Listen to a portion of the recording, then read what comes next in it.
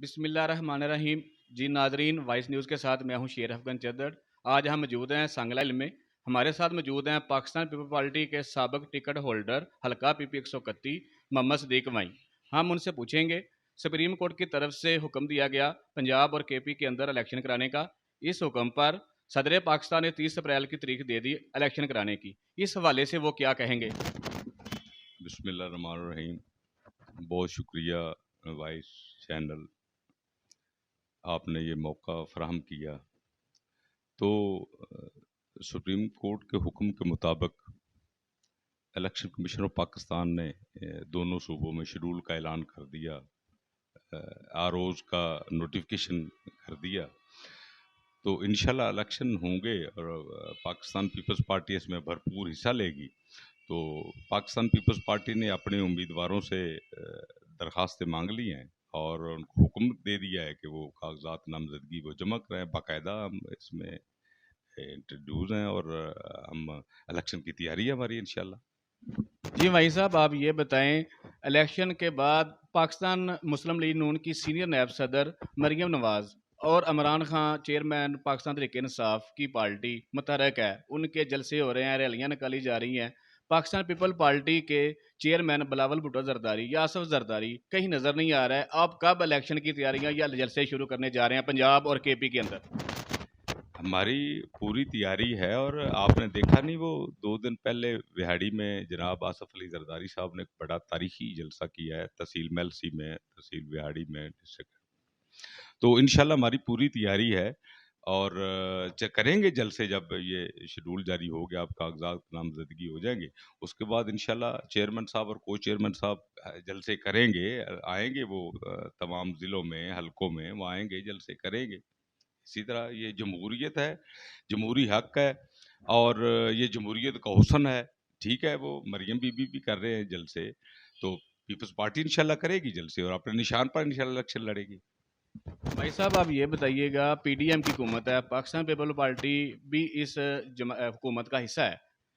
महंगाई का तूफान थमने का नाम नहीं ले रहा। इस हवाले से पीडीएम क्या इकदाम कर रही है, महंगाई का जो तूफान है वो थम जाए? जनाब, इसमें कोई शक नहीं कि महंगाई है और बहुत ज़्यादा है, गरीब आदमी पिस रहा है, इसमें कोई शक नहीं। हम इसी तबका में रहने वाले हैं, इसी तबका के लोग हैं, यहाँ ही हम भी रहते हैं, बहुत महंगाई है, इसमें कोई शक नहीं। लेकिन दो चीज़ें जो है ना, वो काबिल गौर है। एक तो ये चीज़ है कि पूरी दुनिया में महंगाई है, पूरी दुनिया में महंगाई है, एक बात।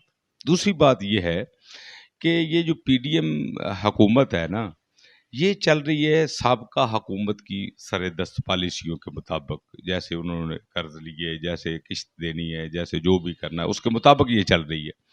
अब इंशाल्लाह ताला पीडीएम हुकूमत जी ऐसा कुछ वक्त लगेगा, वो 2 4 6 माह लगेंगे और इंशाल्लाह ताला महंगाई थमेगी और इसका सद्देबाब होगा। जो पीडीएम की हुकूमत है रिलीफ देगी आवाम को, लेकिन थोड़ा सा बर्दाश्त करना पड़ेगा, थोड़ा सा टाइम लगेगा।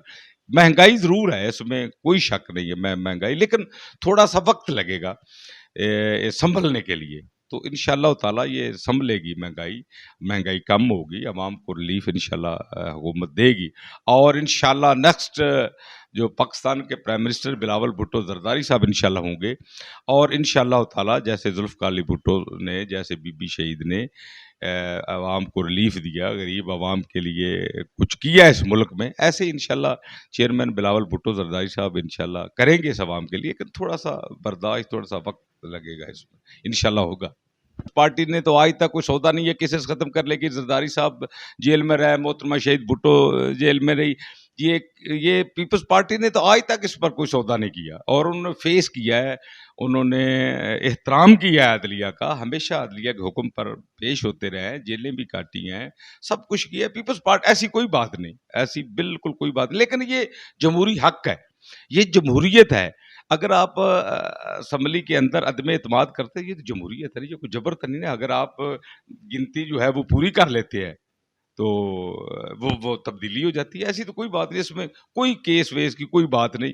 ये उनके नंबर चूंकि पूरे हो गए तो अदम एतमाद कर दिया। ये जमहूरी हक है, इसमें तो ये जमहूरियत का आइन और कानून के मुताबिक हुआ, या गैर आइनी तो कोई काम नहीं हुआ, आइन और कानून के मुताबिक हुआ। اور تبدیلی آ گئی، اس میں کوئی شک نہیں ہے۔